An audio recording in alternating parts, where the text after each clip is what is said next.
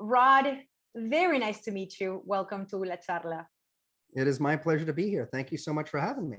We're about to be celebrating 100 years from your father's birth. So it was 1921? Yes, 1921. So we're talking about almost 50, almost 50 years of the creation of Star Trek? 55 years. Do we have a record of any other science fiction franchise that has lasted? Well, I think you've got to put it in its category of television, because there are, of course, Right. authors that I've written much longer, but I don't know if I can. I think it's the longest running science fiction television franchise. I feel like that's an accurate statement that I shouldn't get too many emails about. So, and that's not counting the movies. Well, it's not counting the movies, but I mean, the movies were in there as well. So yeah, I mean, Star Trek has been around for 55 years, and there's, I'm pretty sure, no other science fiction television franchise that has lasted as long, I believe. Your father and you share the same name. So in order to differentiate you, it would be Rod and Gene. Yeah, so Eugene Wesley Roddenberry are both of our legal names. My father, during World War II, they gave him the nickname of Rod because, they just keep things short. And then after that, he decided to take on the name of Gene Roddenberry, I think probably when he became a writer. And when I was born, he decided to give me the name Rod. And it's still a nickname, but it's pretty much what I've been called my whole life. You were born in 1974, and things were extremely different in Hollywood. But how was it to be raised by a man that wasn't the very progressive person already for his time? Yeah. I grew up fairly privileged, going to private schools and those sorts of things. But my father and I, we didn't talk about Hollywood. We didn't talk about the world. As a young kid, he was just dad to me. And I've got great stories of him being dad, but stories of him being great bird of the galaxy, he really did that in the studio and other places. I really started to pay attention to Star Trek when, sadly, right around when my father passed away, because during my teenage years, I was very rebellious, and anything my parents said, I didn't want to do. I knew what was going on, but I didn't really pay attention. Unfortunately, my father passed away, and that kind of opened my eyes and ears. And I started talking to fans and hearing stories about how Star Trek wasn't just a sci-fi show. It inspired people to believe in themselves, to believe in the future, to try and overcome their perceived limitations. Yes. There are people out there who thought they couldn't become a doctor, couldn't do certain things, weren't good enough, perhaps abusive relationships, horrible things. But because of Star Trek, it gave them hope, and they overcame these things, or at least had hope for the future. Now, the fact that you say that you didn't talk about those things, that you didn't talk about your father's work at home, speaks volumes also about the relationship that you had. Because, you would know that a lot of kids that grew up in Hollywood, they wouldn't speak to their parents unless it was about work, and they wouldn't be with them unless they were in the studios, Yeah, I think, I don't know what constitutes a great parent back then and a bad parent back then, and I'm not one to put judgment on that. My parents, I was still privileged. I had dinner every night. I had a nice home, comfortable bed, all those sorts of things. Had great education. But they also, they didn't let me go too crazy. I wasn't one of the ones going to Hollywood parties. My first car was not a Lamborghini. It was a Jeep Wagoneer with wood paneling. Still, I got a first car, so I'm very fortunate to get a car, but it was used and all that. So, I think they kept some boundaries, and that might have kept me from going too far off the deep end. Now, I was very rambunctious and rebellious, and on some levels, I did go off the deep end, but luckily not too far where I couldn't come back. talking about, I mean, it's funny because now diversity is everywhere. It's a ubiquitous concept and a ubiquitous word. Yeah.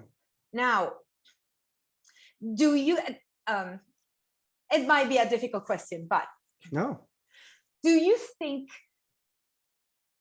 your father used the excuse of this is an interplanetary science fiction series and we have all kinds of extraterrestrials and that's why this has to be super diverse?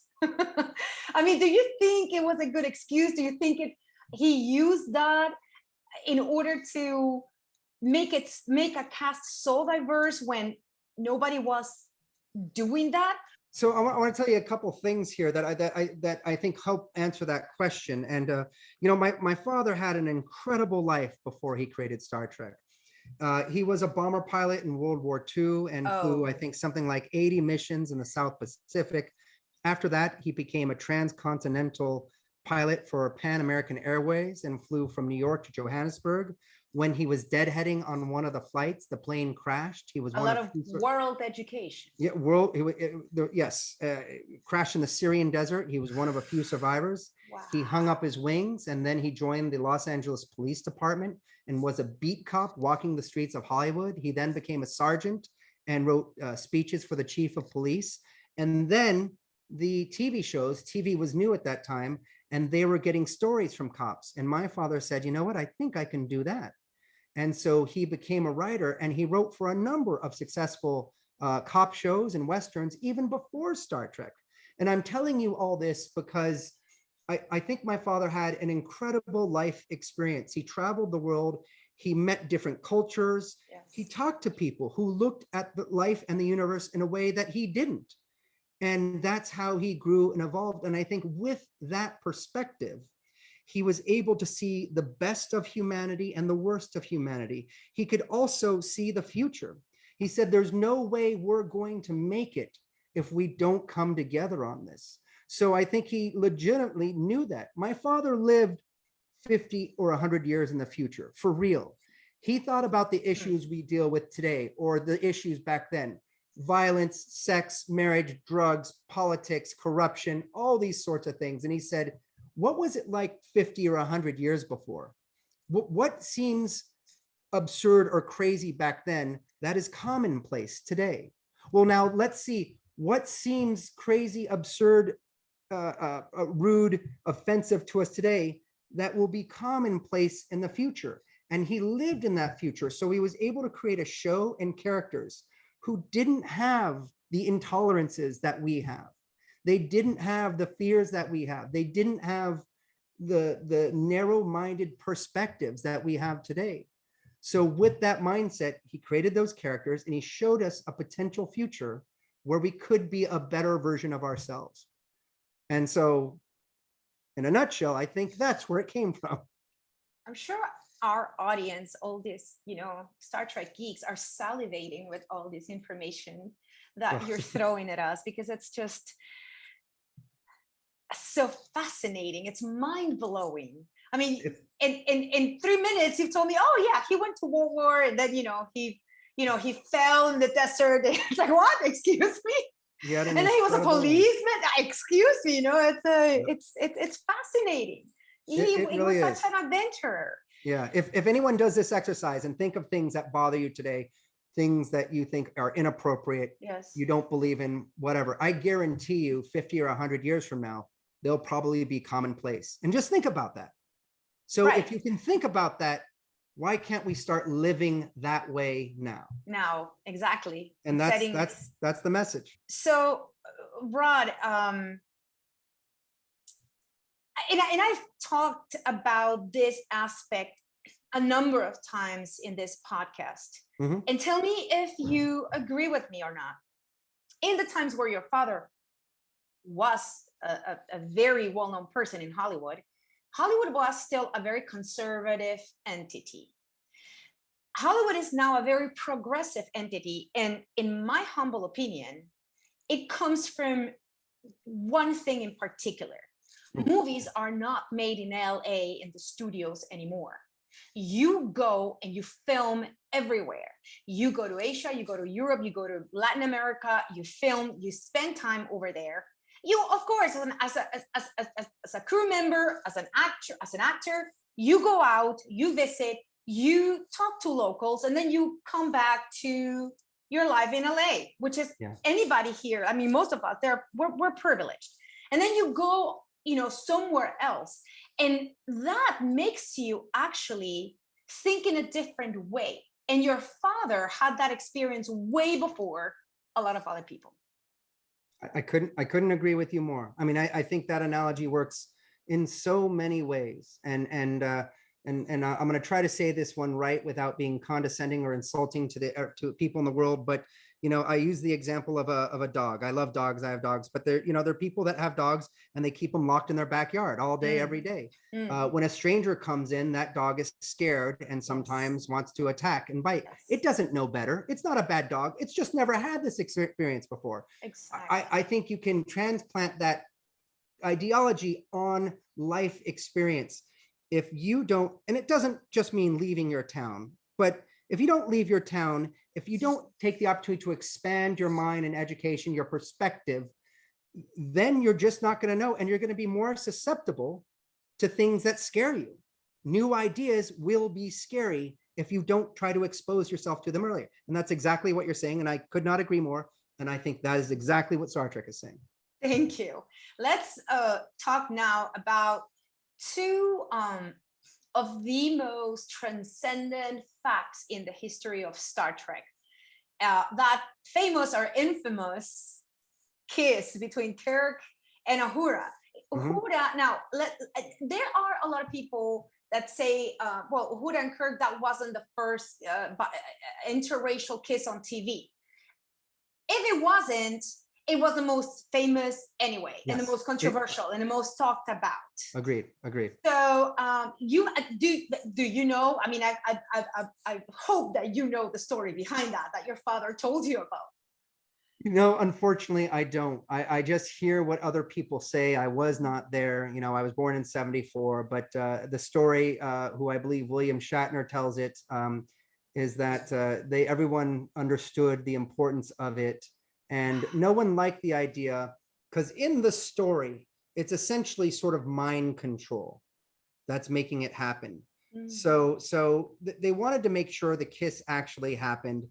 And what Shatner, at least what he claims he did, they did one where he got the kiss and they said, okay, let's do it again. And maybe an executive or someone said, let's do it, but without the kiss. But every time, and this is what Shatner says, every time he did it, he made a funny face to the camera, so they couldn't use the shot. So they had to use the one with the kiss. I don't know if it's true or not, but you know what? I think it's a fantastic story, and I think we should go with that. Definitely. I love it. Throughout Hollywood history, there's been many gay actors being employed. They just had to shut up about it and not talk about it. Later on, George Takei came out of the closet and talked about his sexuality as it should be. Did you ever talk about that aspect with your father? Because one thing is you shut up, but another thing is like, I have the power to hire someone or to choose someone, and I know that that person is different, but I'm going to give that opportunity to that person anyway. Yeah. So you were talking about it before, and I think I agree with you. I think one of the things that also really changed with the television industry is when Netflix and Hulu and all these, they were smaller, but when these smaller production entities sort of came out, or distribution entities came out, I think that gave more freedom. I mean, there's swearing on Star Trek now.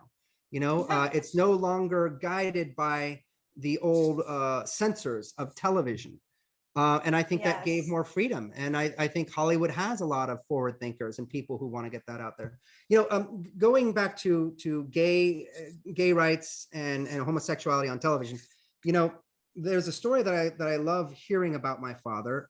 He didn't tell me, but I've heard it from other people, that a fan once asked him at a convention, why aren't there any gay people in Star Trek? Why aren't there any homosexuals in Star Trek? Because Star Trek is known about pushing the boundaries. Right. You know, it's known about pushing social issues out there.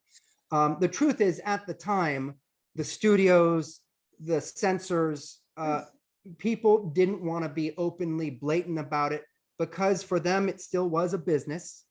And for them, they knew that they would lose a part of their audience. Trust me, my father you would were have fighting a giant.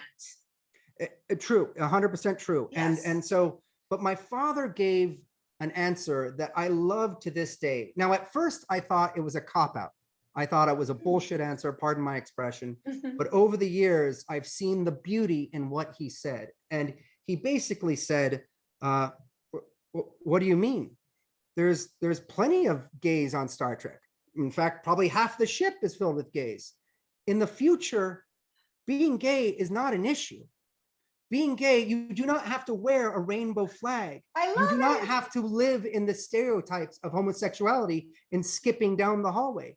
Plenty of the crew members were gay. It's just, it didn't matter. Right. They had a job to do. They worked their job. They had romances with whoever they had romance. No one cared. And that's the future we need to be working towards. Where it's not an issue. The future is right now. And actually, I mean, most of us actually don't care, right? Many of us don't care. And unfortunately, there are still some of us who fear it. But we are slowly evolving and growing, and I hope to make that a thing of the past. Now, the new Star Treks are out there, and they are pushing the envelope. Many TV shows are pushing the envelope. I would argue they're not even pushing the envelope anymore, but they're having openly gay scenes and trans scenes. And it is great to have that out there. Some people don't like it, but you know what? There's enough people out there that still do not accept it, that are still fearful of it. Therefore, I still think we need to have it in our shows.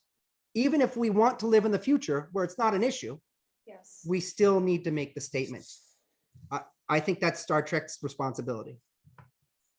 We had Santiago Cabrera probably like, I don't know, 6 months ago, 4 months ago from Picard. Okay. Yes.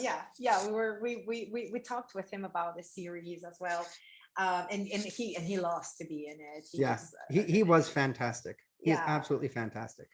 Now, Rod, for those who don't know this, you have your own entertainment company. You are a very successful producer who have produced a number of Star Trek versions between the movies and the series.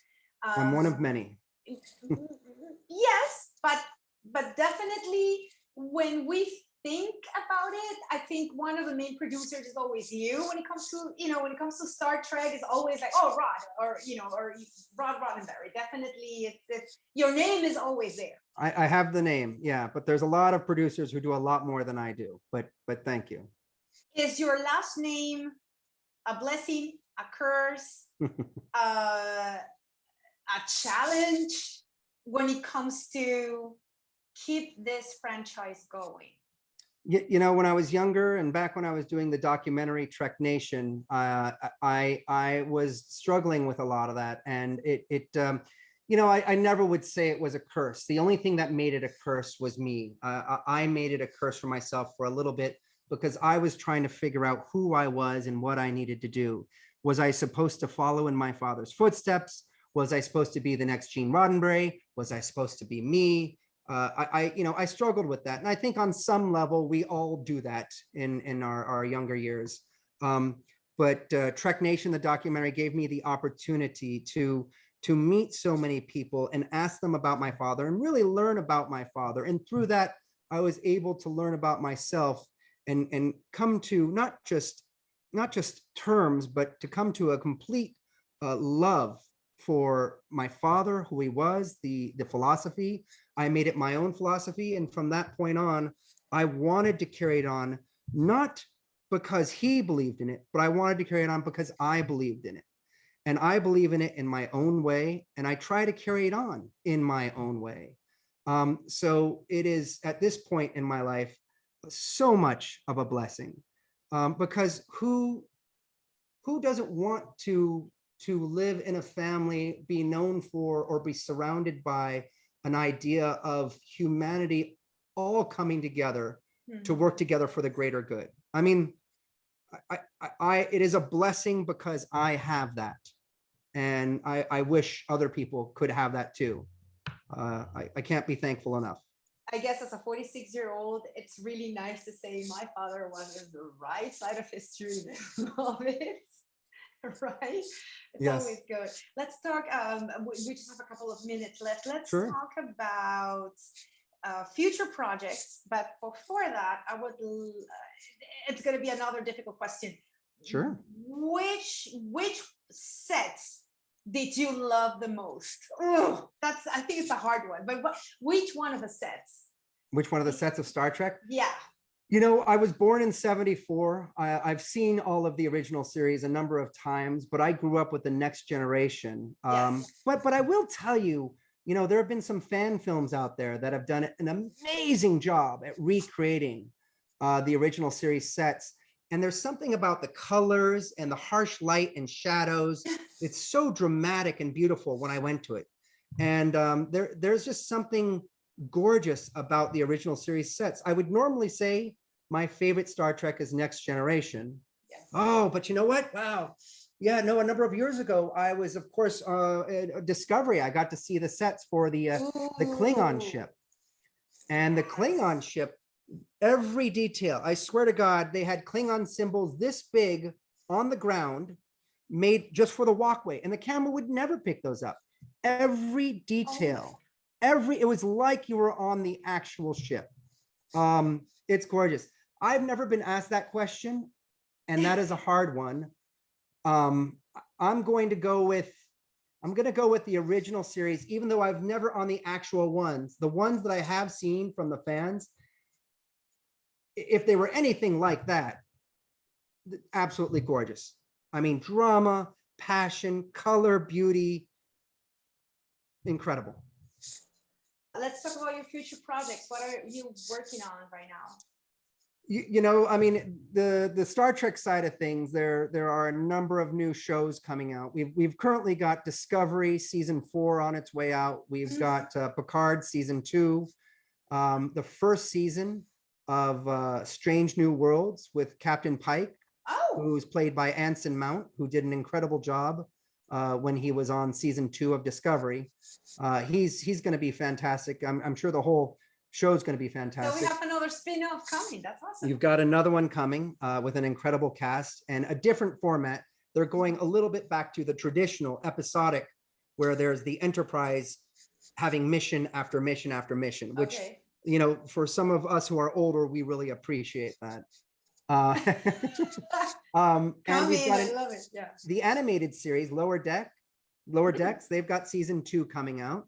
And they did a great job making a comedic side of Star Trek and still getting some message in there. They really did a great job with that. And then Prodigy, which is coming out on Nickelodeon, or from Nickelodeon. I think that's, wait, is that the one I don't know. There's one coming out this Thursday. I think that's season 2 of Lower Decks. Anyhow, yeah, you're gonna have to look that one up because I don't want to get it wrong and get all the fans mad at me. And here's the thing: they've got tentacles of Star Trek in different areas, because they're really sort of laying the landscape. There's so much room now to go anywhere in that, and it's all in the same universe.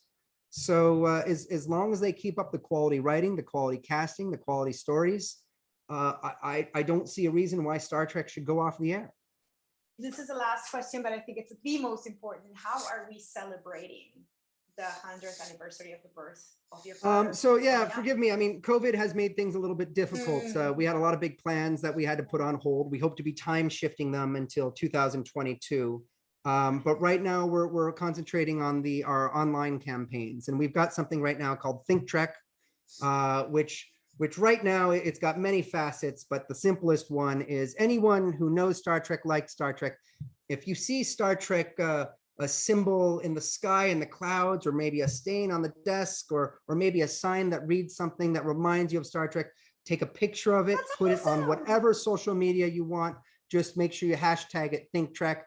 if you do that now, you'll see all the amazing photos people have taken. We've got Talk Trek, which is there. We pulled 100 quotes from my father that he said throughout his speeches, his interviews, videos and audio that he's done. And we had celebrities say them for the last 100 days leading up to his birthday. And then we have a podcast that talks about each quote and what it means for humanity and its relevance and importance. Oh, what's the name of the podcast? I'm sorry, it's called Quoting Gene Roddenberry. And you can find it wherever you get your podcasts, Apple Podcasts. Quoting Gene Roddenberry. Quoting Gene Roddenberry, yes. Awesome. And then, I mean, we have more, but we have Make Trek. We have an incredible brick builder. He was on Lego Masters season 1. He's made these 4 beautiful mosaic compositions. One of my father, one of Idic, one of the Star Trek hand gesture, and one that you'll love of the famous picture of Kirk kissing Uhura. So nice. Yep. So if you go online right now, please look up Think Trek. If you want to see the Lego bricks, you want to type in Make Trek, and then Talk Trek is the podcast.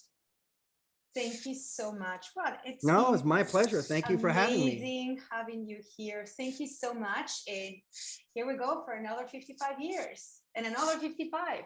Exactly. Thank you very much, Daniela. Live long and prosper. Thank you.